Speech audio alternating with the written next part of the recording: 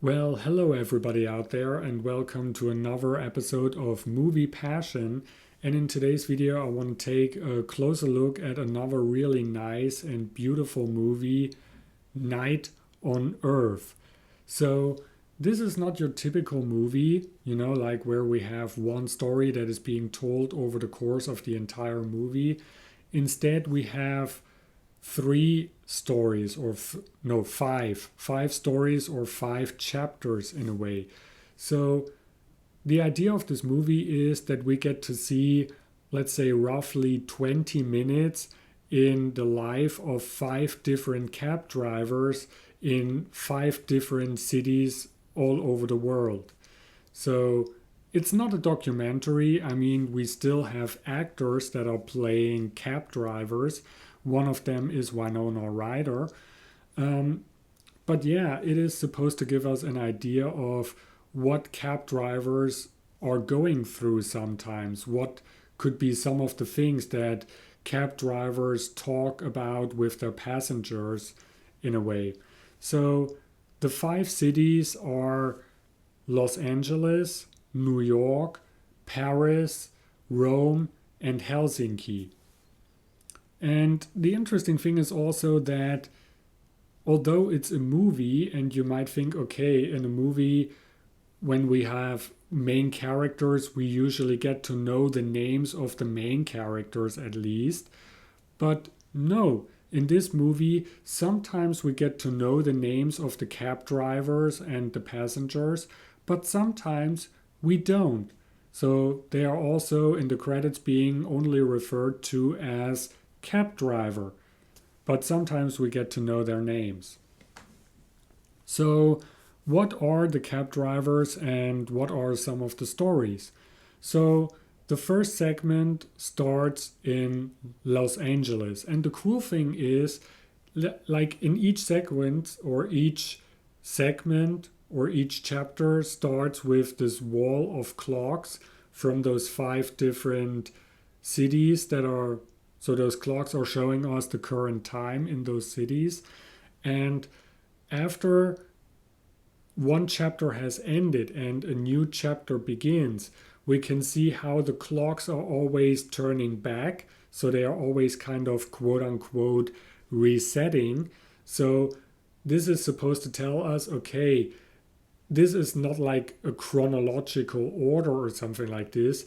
It is supposed to tell us, okay, we get to see the same 20 minutes only in a different city on the world. So, yeah, everything that happens basically happens at the same time, but only in a different part of the world. That's also something that I find very interesting. So, the first part is Los Angeles, and there we have this cab driver played by Winona Ryder. And this time we get to know her name. So the name of her character is Corky. And I would call this segment reality versus expectations because Corky is obviously a girl, but she is not the typical girly girl. She's not what you expect a girl to be. Many people they have those stereotypes in their head and they always think that girls have to be a specific way or that they have to like specific girly things. But Corky is exactly the opposite. First of all, she's a chain smoker, which is something that many people find not really girly and many people don't like that. Um, but we can also see that she is kind of dirty because she had to fix her car. We can hear when she's calling her boss that she says that she had to pick or pull the spark plugs herself. So she knows how to fix cars. And yeah, here she is being a chain smoking cab driver, which is not a very girly thing, and she likes being a cab driver. But being a cab driver isn't like the main thing that she wants to do. her main goal is to become a mechanic. Again, not really a job where many people would think, okay, this is like a girl's job. This is kind of like a job where many people think, okay, this is a guy's job. And, this is what I like about her and about this part of the movie, that it just throws all those stereotypes off board. And I really don't like stereotypes. I don't like it when people think in stereotypes, when people think how the world is supposed to be or how people are supposed to be, that girls have to be this way and have to like those things, and guys have to be this way and have to like those things. Like this typical girls have to play with dolls and guys have to play with cars. I don't like that. And I personally, I think that it's a real problem. It's a social problem, because I have to ramble a little bit at this point, because there is one thing that I find really annoying. There are certain products that could be for everybody, but that they are still marketed towards specific genders. So, for example, we probably all know about Kinder eggs. Those chocolate eggs with those plastic capsules inside, with those toys inside. And for the longest time, there has been only one kind of Kinder egg. And those Kinder eggs were for everybody. They were for boys and girls and kids and grown-ups. Everybody could enjoy those Kinder eggs. But then somebody had kind of like a brain fart and thought, hey, let's make a Kinder egg specifically for girls. And then they also had like those flower designs on the package and a lot of pink, because everybody knows that all girls like pink, which is not true, not at all. And they would also put toys inside those Kinder eggs where they thought, okay, these are specifically for girls, like little toys or maybe little unicorns, or I don't know what kind of toys they had. But it's just such a stupid and totally unnecessary thing. When they market those kinds of things towards a specific gender, it kind of implements that if you are a boy and you like those things, that there is something wrong with you. That's what I don't like about those kinds of products. And it doesn't end there. It becomes so ridiculous. I kid you not. When I was shopping, like a couple of years ago, I went shopping in the supermarket and I saw potato chips that were specifically for women and potato chips that were specifically for men.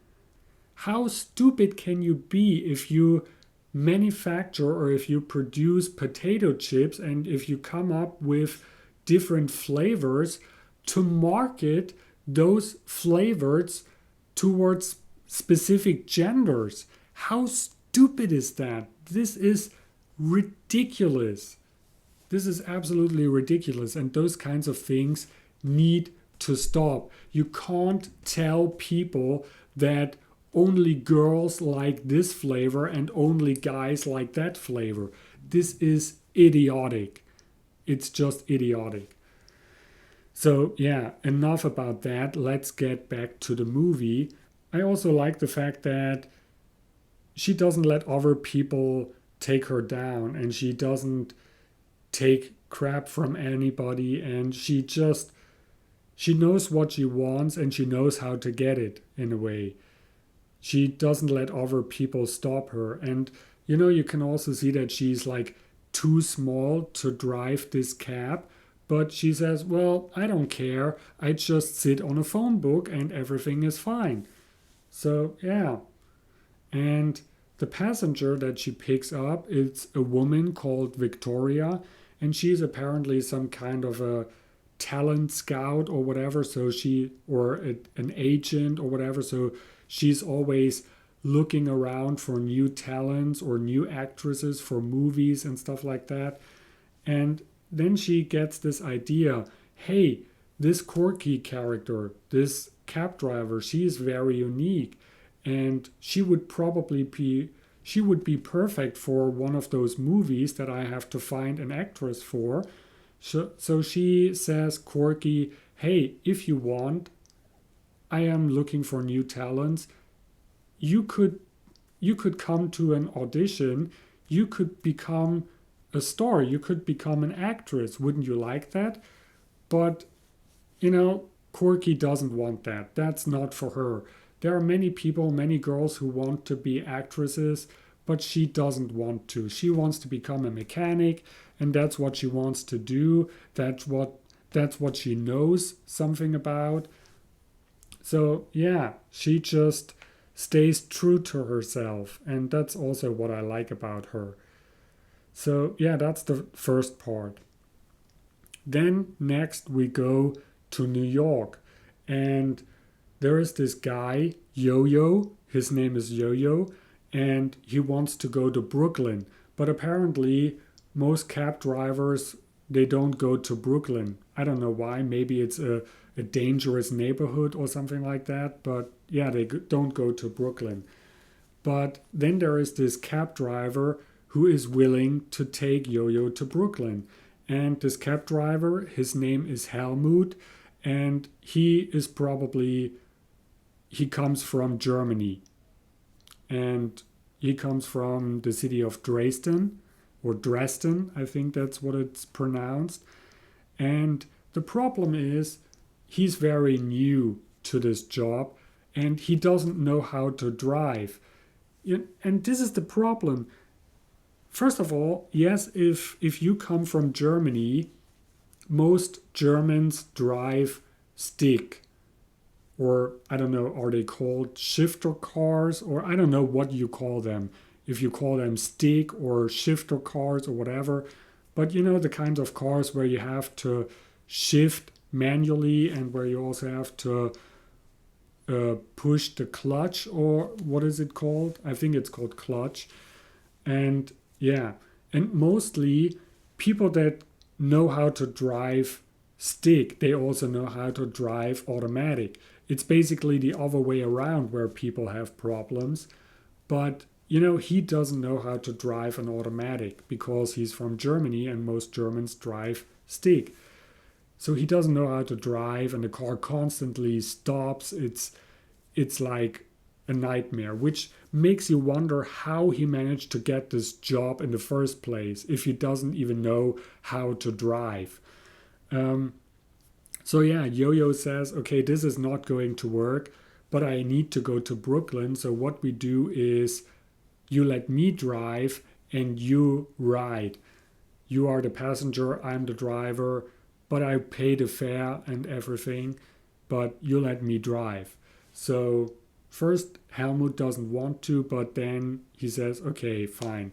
So they drive to Brooklyn and they start talking about, various different things. Like Helmut says, hey, we have the same hat with the same ear thingies. And Yo-Yo says, no, it's not the same hat. Mine is different. Mine is fresh. Mine is the hype. Mine is the newest, latest.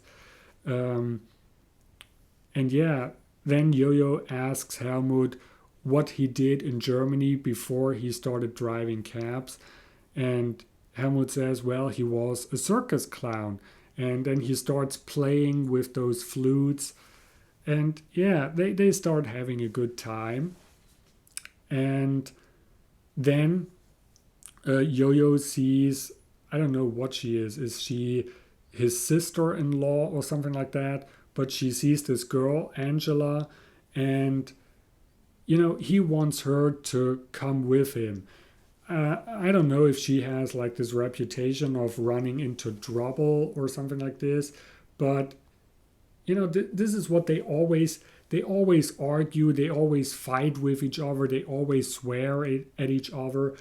But it's basically just like she thinks that he's a control freak, and he thinks that she's always running into trouble, and he just wants her to be safe. So yeah, that's they are two different characters, and that's what they are constantly fighting with each other.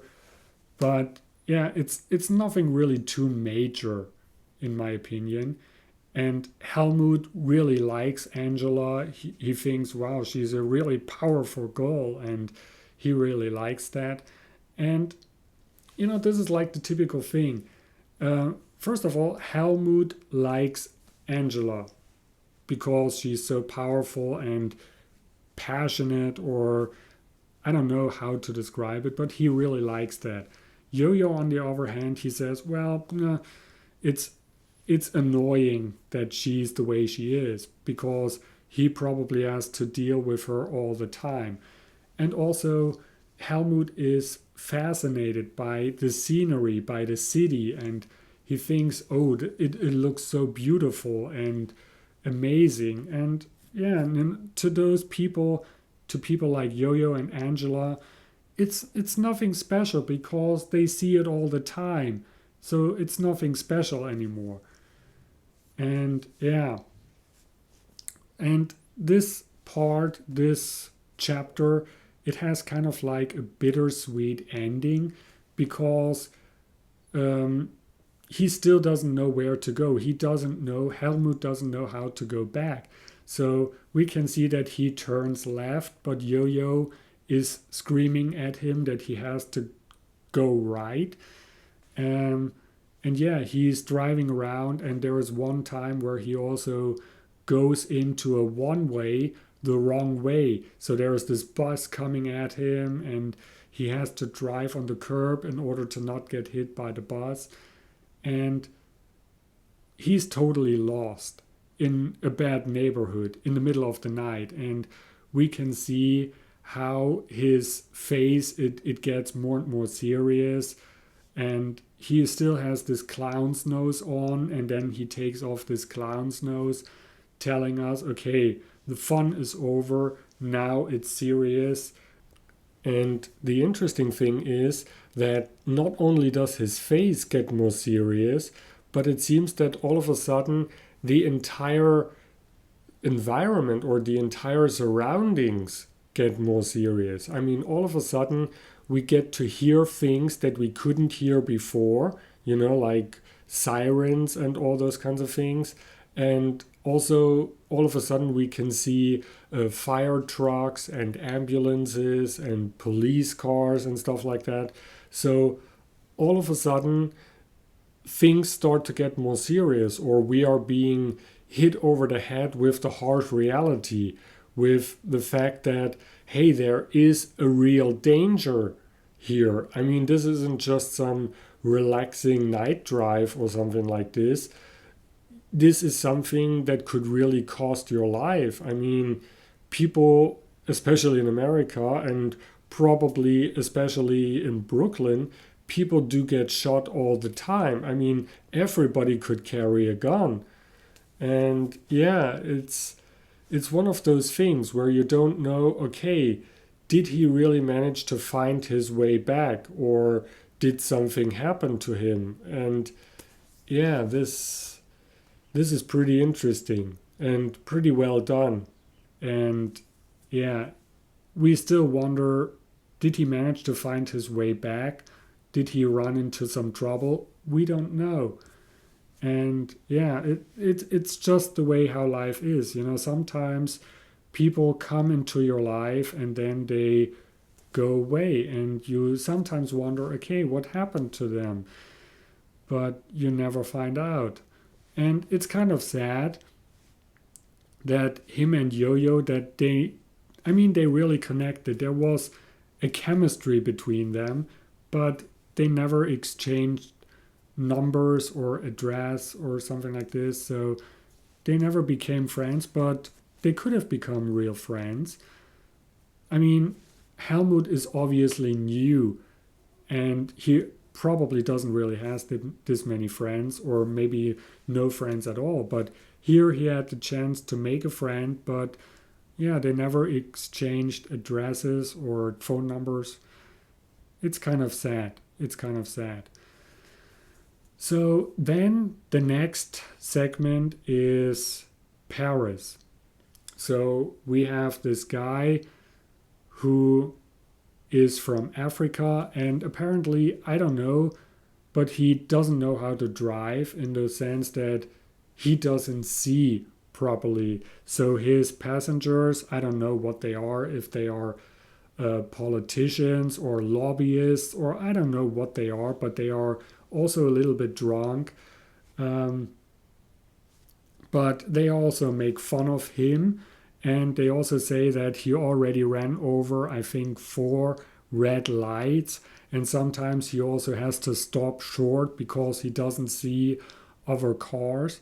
So I don't know what his problem is, if he needs glasses or if he has some kind of a night blindness or whatever it is, but he probably shouldn't be driving a cab, at least not at night. That's what it seems like.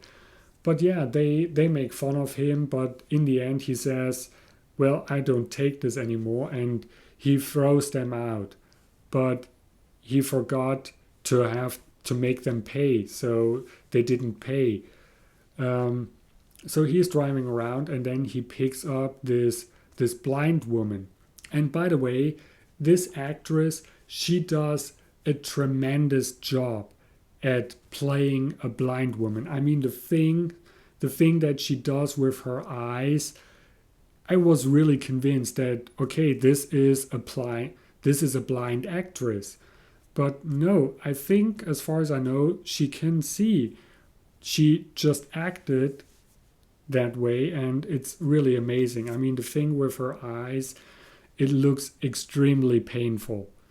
And yeah, she is telling him where to go and which way to go, but then he drives another way.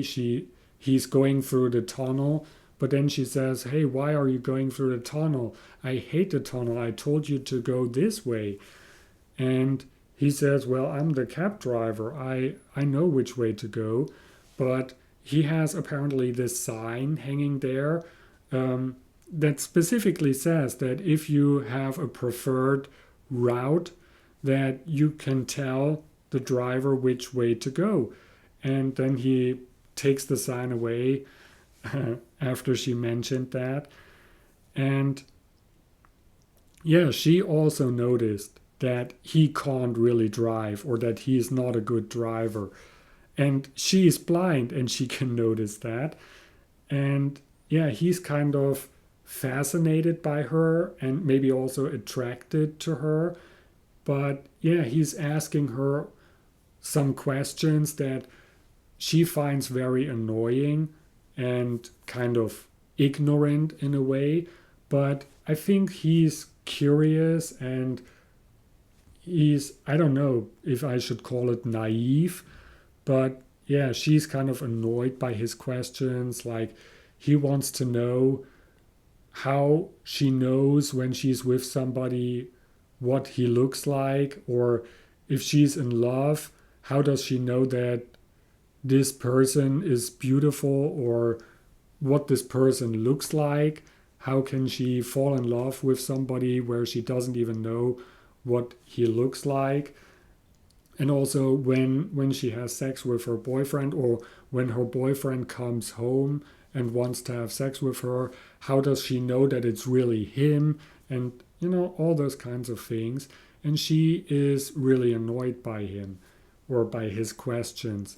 But he's just curious in a naive kind of way. Yeah, so there isn't really a chemistry between them.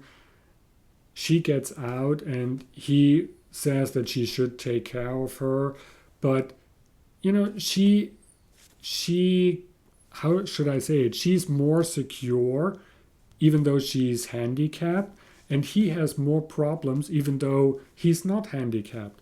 And in the end, we can hear that he gets into a car accident after she got out. And yeah, she smiles, so there is a little bit of, you know, you in America, I mean, I'm speaking English, and in English, there is no word for this. In Germany, we call it Schadenfreude. This is when you are happy that something bad happened to somebody that you don't like. So she's kind of smiling like, yeah, you you're telling me that I have to take care or that I have to be careful, and here you are getting into a car accident. So, yeah, that's that. And then we are in Rome. And yeah, this cab driver, first of all, he's driving around at night with his sunglasses on. You know, like, hey, I wear my sunglasses at night. But apparently he just forgot. And then he has to pick up this priest. And he always thinks that he's a bishop, but he always tells him that he's not a bishop. So, yeah, he's driving around and then he thinks, okay, now that I have this bishop in my car, it's a good time to confess some sins. But then the priest says, well, a confession is actually supposed to be made anonymously. But he said, hey, who am I going to tell? I mean, I have been driving in Rome for 15 years and I never had the same passenger. And so he just starts confessing. And it's like those weird, absurd confessions, you know, like, hey, I grew up not in a city, I grew up on the country and there weren't many women. And I was like, when I was 12 or 13, I wanted to have sex. I wanted to become a man. I wanted to do something with my penis, kind of. And then me and my friends, we started having sex with pumpkins. And he starts talking about all those different kinds of pumpkins that they had sex with. And then he said, well, in the end, I stopped doing it. I don't know if my friends stopped as well, but I stopped doing it. And because, you know, at some point you want to experience love. You want to have sex with something that is alive, something that can feel love and give love, and something that has eyes, something that can look at you. And he says that they obviously had some kind of a farm or a barn or whatever, a farm. And he said that there was this little sheep, you know, like this lamb. And he said, oh, she was so sweet, and her name was Lola, and she had those beautiful eyes, and you know, she had this beautiful sound like meh, meh. It was so sweet, you know, not like the other sheep who were always going like bah. No, she was like meh. And you know, apparently he started having sex with this lamb, and he was really in love with her. And in the end, his father found out about this and he sold her to a butcher.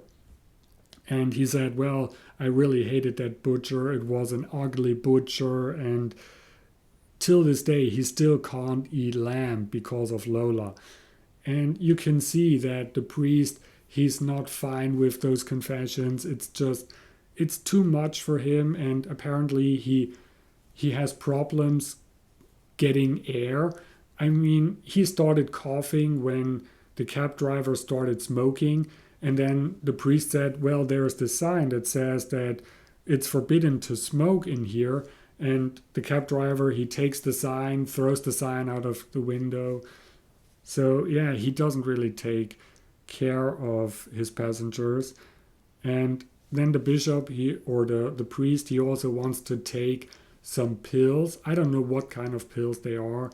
But because the road is so bumpy, he's losing the pills. So, yeah, his condition is worsening. At first, I thought that he has some kind of asthma, but you don't take pills when you have asthma, right? That's when you usually have some kind of an inhaler. But, yeah, he continues confessing, and he says, well, there was this one time where I was at my brother's place, and my brother is a plumber, and his wife was there as well. And then my brother, he got called to some kind of an accident or to some kind of an emergency. And then I was there with his wife, and she was doing the dishes, and she was bending over, and then I saw her butt, her beautiful round butt, and then he describes how he started having sex with the wife of his brother, and how they were going at it at the kitchen table. And he always said, oh, how she was screaming, and that they had sex for hours. And he always thought, hey, this is the wife of my brother. I shouldn't be doing this, but I couldn't stop. And it was so weird, but also so funny. And here's the thing. I don't know if he really regrets those things. I mean, he doesn't sound like it. He sounds very passionate when he talks about them. But a confession means nothing if you don't regret those things that you are confessing. So, I don't know. It's kind of weird. And then apparently he also stops at those hookers or whatever they are. And yeah, this is just too much for that priest, and he dies. I don't know if he has a heart attack, but he dies. And then he thinks, oh my God, I killed a bishop, I killed a holy man, this is bad luck. And he just takes him out of his cab, puts him on a bench, and then just drives away. So yeah, that's that.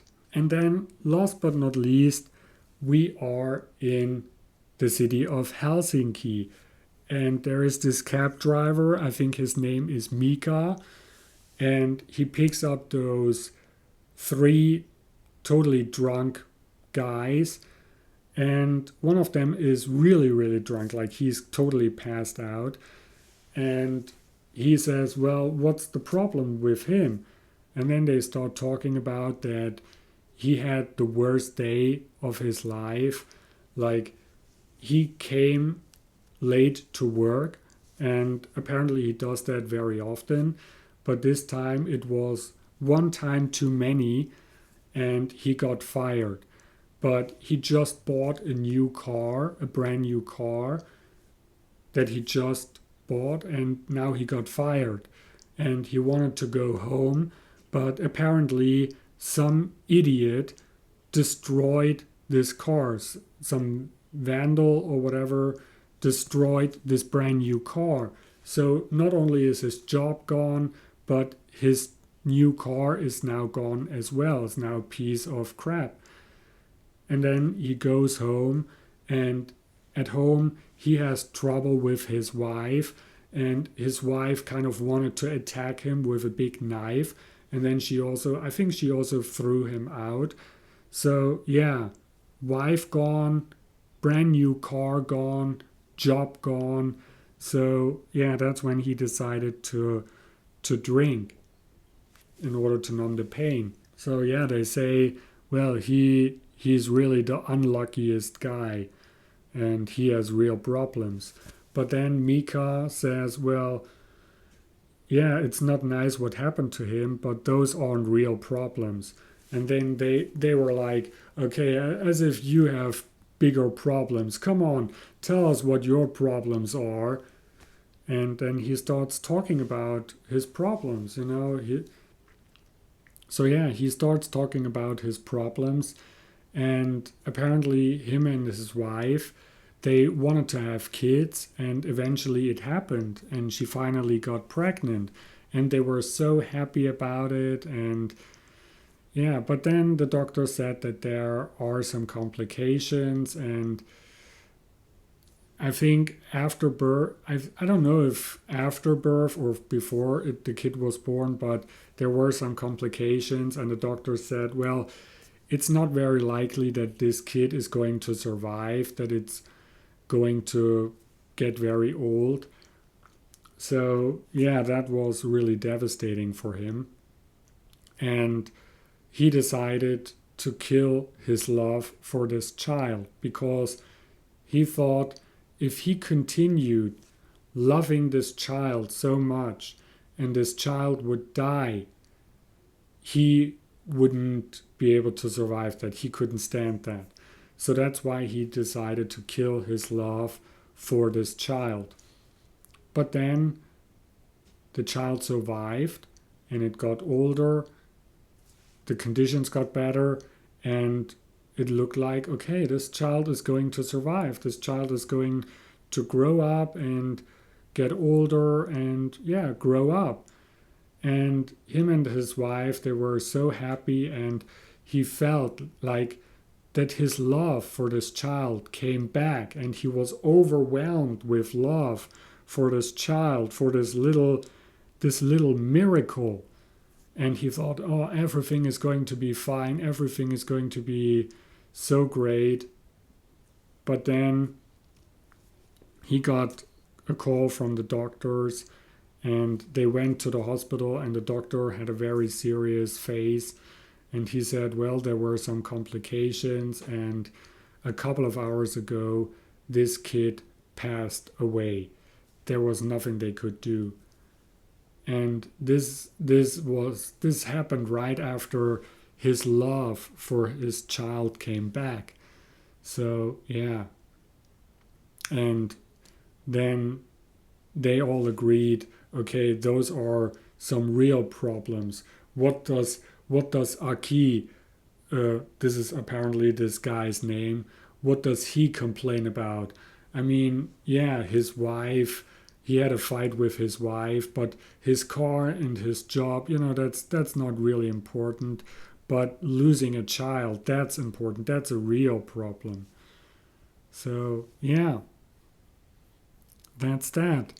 So, all in all, it's a really nice, really, really beautiful movie. And I can only highly recommend that you watch this movie because it's really fun, and it's human. It's just the way how we humans are. And it's also nice to see those different places in the world and to hear those different languages. Like this is one thing that is also a little bit special about this movie, that the filmmaker didn't want this movie to be overdubbed or synchronized in a different language. So the only way how you can watch this movie, if you don't understand those languages, is with subtitles. And this is something that I find a little bit problematic, because what about blind people? Blind people can't read subtitles. So what if you are a blind person who doesn't understand those languages? You can't enjoy that movie, right? I don't know if there is a specific version of this movie specifically for blind people, but everybody else, you can only watch this movie with subtitles. So that's it. Thanks for watching. I hope you liked this video.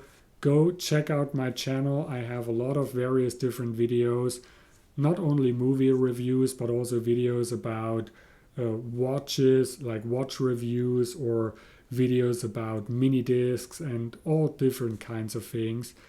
But also I have an entire playlist of movie passion movie reviews. So go check it out, and thanks for watching, and I see you in the next video. Bye.